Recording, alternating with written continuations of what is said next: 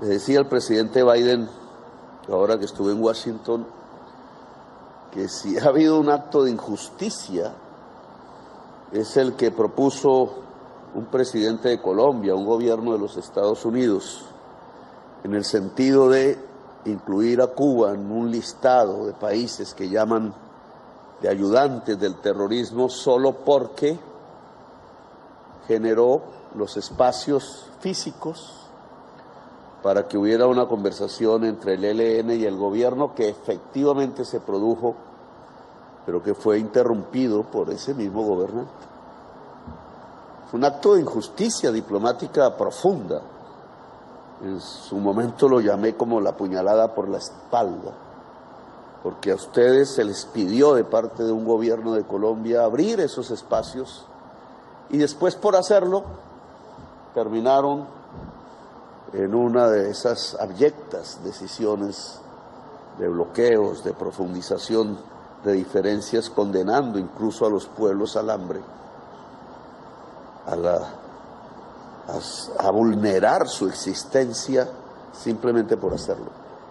Así que el presidente de Colombia, desde aquí incluso le dice al presidente Biden y a ustedes que ese fue un acto de injusticia que debe ser enmendado, que la paz al final se construye por enmendaciones de caminos equivocados y por construcciones de caminos nuevos, porque no hay nada más revolucionario en el sentido de la innovación permanente, de la generación de lo nuevo, que la paz. Y por eso tendría que recordar aquí, en mi propia existencia humana, a quien le entendí ese concepto. Comandante se llamaba, Jaime Bateman Cayón. Bateman le conocemos quienes hemos nacido en el Caribe, que allá en el año 82, y siempre habría fechas para colocar en la historia de Colombia como la primera vez que se pensó en una paz, quizás el encuentro de Bolívar y Murillo, donde se abrió esa opción en la fundación de nuestras repúblicas, pero Bateman fue el que en la historia contemporánea propuso en Colombia la paz. Era un comandante guerrillero, insurgente, fabuloso, amigo de Gabriel García Márquez, junto con sus aires del Caribe, rompían los esquemas de quienes pensaban en hacer una revolución y rompían los esquemas de la misma sociedad, de los mismos rivales políticos y sociales que enfrentaba. Y a partir de su tesis de un diálogo nacional, de cesar el uso de los fusiles y abrir los senderos de la democracia en Colombia, pues cambió la historia, que es el papel que cualquier revolucionario o revolucionaria debe tener, cambiar la historia. Le escuché como integrante de ese movimiento su propuesta, luché por ella, caí luego preso, no se trata de hablar de mi vida, sino que eso dejó unas consecuencias en la historia de Colombia que hay que recoger. Dejó la Constitución de Colombia, la actual, después de un siglo de una retrógrada que existía, hoy una de las constituciones democráticas más avanzadas del mundo.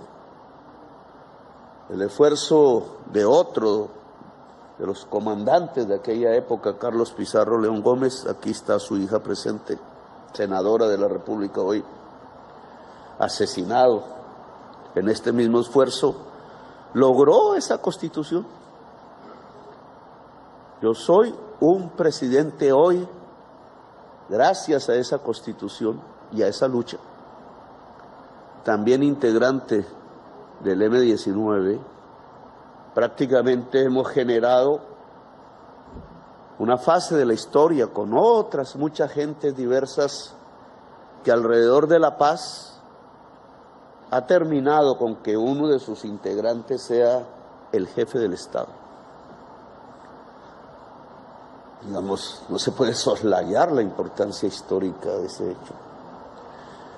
Y aquí entonces venimos a entregarle a Colombia, y es por eso por lo que fuimos elegidos. ¿Qué más sentido tiene estas posibilidades de paz que hay aquí, que se construyen aquí? La paz como una esperanza que cada vez se liga más, así ha sido, de ahí su esencia revolucionaria al cambio. Hoy otras generaciones seguramente tendrán en su corazón esas dos palabras, esperanza y cambio, como una bandera. Todos los dialécticos aquí presentes y fuera de este recinto sabemos que todo cambia, que todo fluye como el agua, que los regímenes, las formas de la política, el pensamiento humano fluye, que hoy la humanidad está en unas circunstancias que gritan cambio desde lo más profundo de la sobrevivencia de la especie. Siempre he hablado de la crisis climática, pero es que nos ha puesto al borde de lo que podríamos llamar una crisis civilizatoria. Los más poderosos reunidos en Davos, donde me invitaron, pueblo frío, helado, lo decían. La policrisis le llamaron. Hoy más que nunca, fíjense, casi que tenemos que cambiar las formas de producir, de consumir, de existir. Otra vez, el tema de que cómo nos relacionamos entre los seres humanos para producir está en cuestión. Si seguimos por donde vamos, perecemos. Si cambiamos esas relaciones y esas formas, ¿cómo se leía eso en mis tiempos de juventud? Podemos vivir vida. Por tanto, nosotros estamos al lado de la vida. Y ustedes, los comandantes, las comandantes del ELN, al firmar estos acuerdos progresivos, se están colocando en unas circunstancias muy diferentes a cuando se firmaron los acuerdos del 84 o del 89 con otras formaciones insurgentes. Allá moría un mundo en esa época, la Guerra Fría, las construcciones que se hicieron en aquel entonces. Aquí nace un nuevo mundo. Ustedes entran a ese proceso. De alguna manera, Miguel y Bruno, y eso hay que entenderlo también en su dimensión histórica, en el fluir dialéctico, en cierta forma aquí se acaba una fase, la insurgencia armada en América Latina, con sus mitos, sus realidades, de la que hicimos parte todos, la mayoría aquí en esta mesa, porque la América Latina se transforma de otra manera, junto con la humanidad. Claro, no podemos tener ya esquemas en la cabeza, nostalgias que nos pueden amarrar quizás hacia nuevas esclavitudes. Hay que dejar fluir el cerebro y el corazón. No para dejarnos cooptar de lo que sabemos es lo injusto y representa la muerte, sino para fluir en el nuevo cambio que la humanidad necesita para poder vivir en el planeta. En ese mundo es que estamos hoy. Interesante, será intenso indudablemente porque la historia es así, llena de luchas, pero nos estamos inscribiendo en la vanguardia de los mismos cambios que necesita la humanidad. Esperanza y cambio van de la mano. Ustedes proponen un acuerdo nacional. Bateman en el 82 propuso un diálogo nacional. No se puede hacer acuerdo sin dialogar. Son dos conceptos que van de la mano. El primer gran escenario de un diálogo y un acuerdo nacional fue la Asamblea Nacional Constituyente del 91. Parcial, obviamente. Incompleta porque siguió con una oleada que no digamos nunca, sino que muy recientemente no se había sentido en Colombia, la del genocidio, del cual hoy las generaciones actuales se dan cuenta a través de la confesión de Salvatore Mancuso, que se vuelve realidad plena. Secciones del Estado y el poder político asesinando a su propio pueblo en masa. Nuestra embajadora de Alemania criticaba un poco el que yo usara la palabra nazi. Pero todos sabemos que aquí en Colombia hubo partidos nazis y que los discursos de Hitler se reproducían en la prensa conservadora de aquel entonces y que nunca hubo un mea culpa como si lo hubo en el pueblo alemán y que esas formaciones se fueron trasladando hacia la guerra en Colombia, tratando de influenciar pensamientos políticos y acciones, y que nos fueron destruyendo, y que uno de sus hijos, Salvatore Mancuso, lo pone en la confesión judicial de frente. Sí, quienes escuchaban himnos nazis alemanes en sus haciendas al lado de altos dirigentes políticos que gobernaron este país, usaron sus procedimientos en Colombia. Ese mundo cesa, debe cesar. El mundo de las armas y de matarnos entre todos, desde hace décadas, la guerra perpetua, la soledad perpetua, como decía Gabriel García Márquez, debe cesar.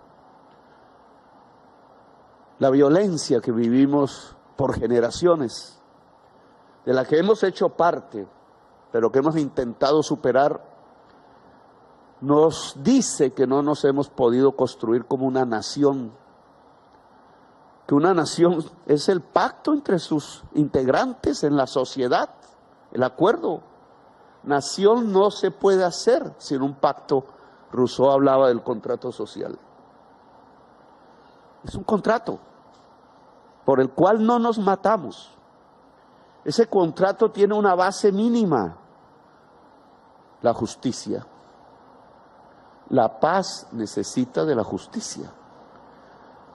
Hemos hecho intentos, indudablemente la lucha por la paz ha traído lo mejor a la historia de Colombia, e igualmente la lucha contra la paz ha traído lo peor de la historia de Colombia en estos años: el genocidio y la muerte. La paz ha traído la vida, el cambio de instituciones, la innovación de la sociedad colombiana, y ese camino tiene que seguir. Ustedes proponen un acuerdo nacional, yo estoy de acuerdo, pero entonces la sociedad colombiana tiene hoy que debatirlo y participar. No quiero usarlo en torno a las políticas públicas que el mismo gobierno está hoy defendiendo, pero tiene que ver con una mayor estabilidad laboral. Tiene que ver con que la señora de los tintos pueda tener dignidad en su existencia. Tiene que ver con que la tierra pueda ser asequible al campesinado de Colombia, el gran almendrón de la violencia en los campos. Tiene que ver con que los derechos de la sociedad puedan ser garantizados. Tiene que ver con que un joven, cuando salga a protestar, con razón o sin razón, no le disparen a los ojos, no lo encarcelen. Y tiene que ver con que ese joven aprenda a respetar también la existencia del otro joven uniformado. Tiene que ver con que ese acuerdo nacional nos permita que no seamos más la sociedad puramente y casi que en la cúspide de la humanidad, más desigual socialmente del planeta. ¿Qué medalla es a la que llevamos en el pecho, construida en estas décadas? ¡Qué ignominia! Claro que podemos tener empresas más grandes, privadas, muchas más ganancias a partir de la productividad, mucha más riqueza, si permitimos que toda la sociedad se enriquezca. si permitimos que todos sus integrantes puedan tener dignidad. Le agradezco, Monseñor, su presencia en la Iglesia Católica. En estos instantes yo siempre pienso en Jesús. No lo digo, no me gusta usar la religión en la política. Creo que eso no es bueno, pero se lo confieso. Me gusta pensar en Jesús. Una vez al lado de Carlos Pizarro lo hice en una quebrada, allá arriba en una montaña, cerca arriba de Natagaima, Vereda La María, en la escuela, una quebrada hermosísima. Nosotros de verde oliva y el gobierno que llegaba. Y allí pensé en Jesús. En sí, mi participación podía ayudar de joven, porque era un jovencito, en la paz de Colombia. Y sí, y aquí he pensado en Jesús, en Camilo Torres Restrepo, en su reivindicación histórica, en el papel que la paz debe tener en nuestros corazones. Le dije a los jóvenes oficiales que salen hoy en una generación nueva al mando en el ejército de Colombia, les dije: hay que proteger el corazón. El comandante Antonio ha repetido la palabra de La vorágine, que conmemora un siglo de existencia, una novela que leía de joven. Y entonces el resultado de esa frase de José Eustacio, que ha sido como el síndrome de la historia de Colombia: nos ganó la violencia el corazón antes de conocer mujer alguna. Pues hay que conocer mujer alguna, hay que amar, y por ello hay que proteger el corazón. Le decía a esos oficiales, hombres y mujeres: protejan su corazón, guiarán el ejército de la Constitución en unos años. Si protegen su corazón, y ahora se lo digo a todas y todos ustedes, integrantes del Ejército de Liberación Nacional, protejan el corazón, porque al proteger el corazón no nos lo ganará la violencia, sino el amor profundo y apasionado, como decía Franio Parra, el que nos hace saltar con audacia en el abismo como el jaguar americano, y que en ese salto solo la atracción apasionada nos salvará la vida y la existencia. Y esa atracción apasionada no es más sino poder construir una nación democrática, justa, poder llevar esperanza, que cuánto sentimiento en el corazón de los jóvenes muchachos y muchachas de Colombia de hoy, poder transformar como parte de la humanidad lo que hoy es absolutamente esencial si queremos que la vida siga en el planeta Tierra. Así que hay que proteger el corazón, que firma de estos acuerdos parciales hoy, que los llevan a ustedes a un cese al fuego, a un punto que nunca habían experimentado en los diálogos, a un cese al fuego que sigue con una promesa: el 25 de mayo, en mayo del 2025, cesa definitivamente la guerra de décadas entre el ELN y el Estado de Colombia. Proteger el corazón para hacerlo posible, no por ustedes simplemente, ya todos lo sabemos, no es simplemente proteger un mito y una organización, sino es darle riendas y vuelta al pueblo, fortalecerlo, que pueda expresarse en toda su libertad y en todas sus diversidades, que el pueblo, vuelto poderoso, pueda ayudarnos a construir esa nación que queremos, que no es más que el contrario de la última frase de 100 años de soledad: tener una segunda oportunidad bajo los cielos de la tierra. Se le planteaba a los aurelianos. Aquí hay varios aurelianos. Yo fui aureliano. Y aquí hay otro aureliano. Y hay muchos aurelianos que pensaron que no había una segunda oportunidad bajo los cielos de la tierra y que era una estirpe condenada. Pues nosotros aquí estamos demostrando, el pueblo de Colombia lo hace, que hay una segunda oportunidad bajo los cielos de la tierra para el pueblo de Colombia y que ella se construye alrededor de la paz, de proteger el corazón y de ser una potencia mundial de la vida. Gracias a todas y todos por este acto. Muy amables.